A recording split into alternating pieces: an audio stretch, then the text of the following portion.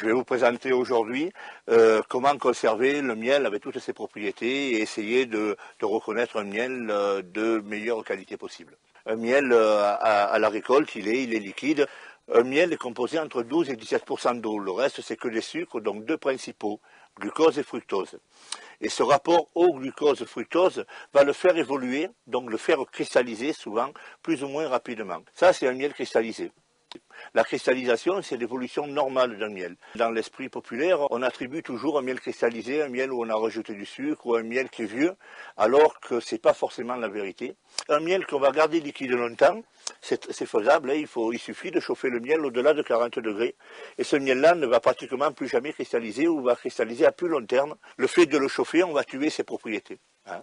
Donc moi je dis souvent, si je dois acheter un miel à l'extérieur de chez moi, mon premier critère de sélection, c'est la cristallisation. Un miel cristallisé, c'est souvent une garantie d'un miel qui a toutes ses propriétés physico-chimiques. Avec un miel liquide, on a toujours le doute. Est-ce qu'il est liquide normal ou est-ce qu'on l'a aidé à rester liquide? Si vous voyez des miels, souvent on voit dans les boutiques des miels qui font des mèches, qui sont un peu liquides, un peu cristallisés. Ça va pas. C'est des miels qui ont été chauffés, qui valent plus rien et qui refont une cristallisation anarchique. Le problème, c'est que les miels, quand ils cristallisent tout seuls, on ne sait pas comment ils vont cristalliser. Et souvent, effectivement, ils peuvent devenir très durs l'hiver et avec des gros cristaux qui sont désagréables à la bouche. Alors déjà, c'est pas facile à manger. Et puis souvent, l'hiver, eh ben, on tord la cuillère et c'est pas toujours facile à tartiner. Nous, on n'a pas le droit de vendre des miels plus vieux de 2 ans. Au départ de chez nous. Sachant qu'un miel, toujours pareil, hein, on peut, si vous achetez un miel qui a été hyper chauffé et qui est liquide, eh bien, il ne vaut plus rien au bout de 3 mois, mais il n'est pas impropre à la consommation.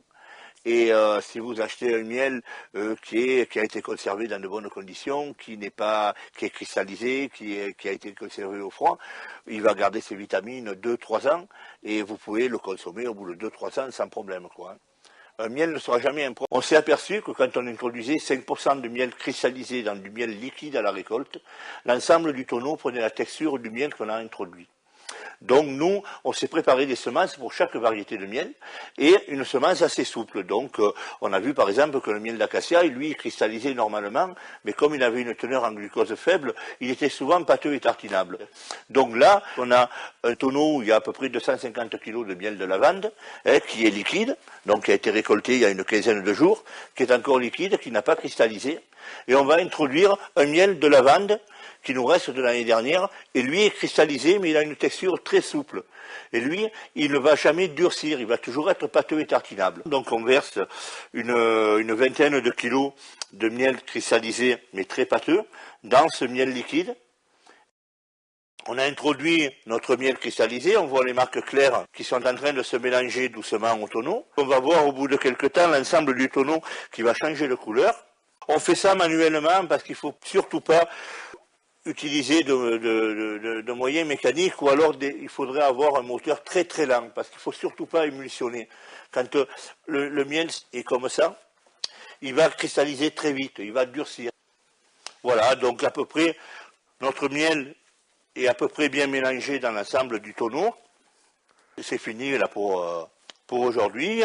On va prendre les tonneaux et on va les mettre au frais. Et demain, je remélange mon tonneau et d'ici une dizaine de jours, notre tonneau aura la texture du miel qu'on a introduit, qu'on a vu tout à l'heure dans le seau. Pour un petit producteur qui a une ou deux ruches, et s'ils ne veulent pas prendre le risque que leur miel cristallise dur l'hiver, ils peuvent faire ça, quoi. Avec un pot de miel, ils vont même acheter un pot de miel chez un producteur qui a une texture qui est fine. Ils vont le mettre 1 kilo dans leurs 10 kilos et ça suffit largement, quoi. Comme il n'y a pas de gros moyens techniques, c'est à la portée de tout le monde. Le miel est fini, hein, donc après il évoluera plus, c'est sa texture normale. Donc on passe sur du produit fini, hein, donc on a ce résultat-là, et ce résultat est le même toute l'année. Donc on a un miel qui est cristallisé, mais qui est pâteux et tartinable, et qui restera toujours comme ça, il ne sera pas plus dur que ça. Des fois on a des miels, on a marqué miel crémeux, c'est souvent ce procédé-là. Le résultat, c'est de garder toutes les vitamines au miel, de ne pas maltraiter le produit, hein, parce que de le chauffer, c'est le maltraiter. Moi, un miel cristallisé, effectivement, peut sembler plus goûteux qu'un miel liquide. Mais est-ce que c'est psychologique ou est-ce que c'est la réalité? Moi, j'ai souvent un peu d'expérience de goûter les deux. Un miel cristallisé me semble plus goûteux. Mais après, ça engage que moi, ça, j'ai pas de preuves à affirmer là-dessus, quoi.